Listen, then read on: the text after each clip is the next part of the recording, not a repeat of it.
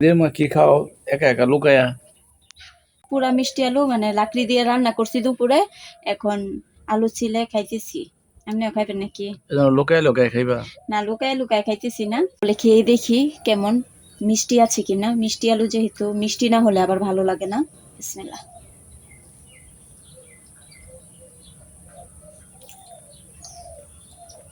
অনেক মিষ্টি, আরো লাকড়ির চুলায় দিয়ে পোড়া হয়েছে, তার জন্য মানে আলুর গায়ে যে পানিটা থাকে ওইটা নাই।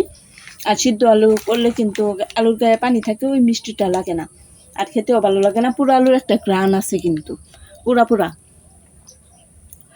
তবে মিষ্টি আলু সিদ্ধ করার থেকে মানে পুড়িয়ে খেতে বেশি ভালো লাকড়ির চুলায়। কে কে এভাবে পুড়িয়ে মিষ্টি আলু খেয়েছেন কমেন্ট করে অবশ্যই জানাবেন।